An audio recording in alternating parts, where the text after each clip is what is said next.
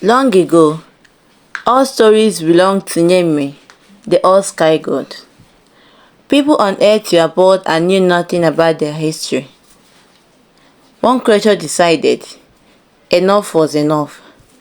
Anansi, the tricky shape-shifting spider, resolved to bring the stories down to Earth. He spun a web and stretched it to the cloud. He climbed up to confront the sky god. Scrunching at Nyeme's feet, Anansi shouted at the top of his lungs, "I have come to take ownership of the war stories." Looking down from his golden stool, Nyeme laughed at the spider's absurd request.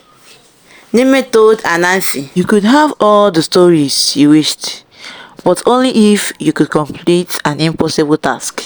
If Anansi brought him Osebo the leopard, Onini the python, Momboro the hornet, and Marcia the forest spirit, then he could take the stories.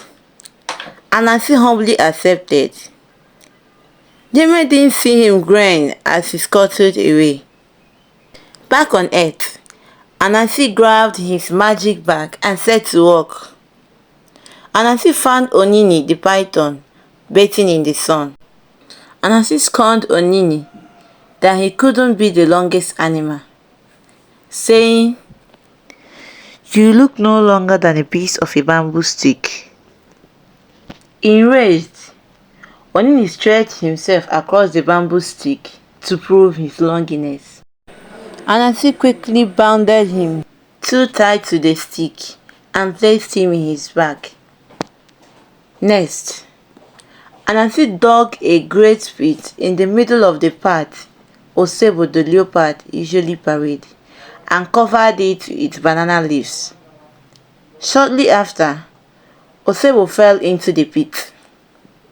Anansi scolded Osebo for carelessness, but offered to rescue him. As he rescued Osebo out of the pit, he quickly jabbed him with his knife. Osebo fell back to the ground and Anansi bound him up too tight with his spider's thread. Anansi had Momboro and his Phoenix whistling. He cautiously approached them. This could be very tricky. Each thing can make someone swell up and die. But Anansi knew they hated the rain. He filled his mouth with water and spat it at the swamp.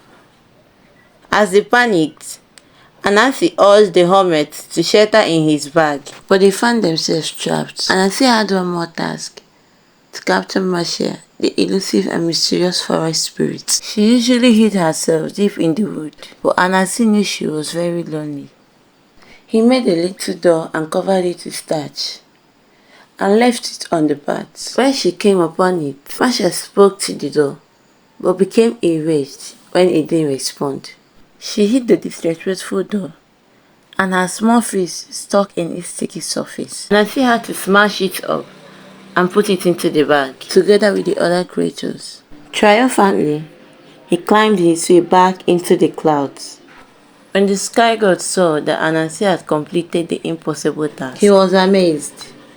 Nyeme told Anansi that he had earned the world stories. Dancing for joy, Anansi gathered the stories, stuffed them into his bag, and descended to Earth. There, he scattered the stories throughout the world for people to share, and they did, including the children. Generations have continued telling and reimagining the story of Anansi, even after being stolen from Africa and enslaved. Anansi is a testament to the enduring power of storytelling.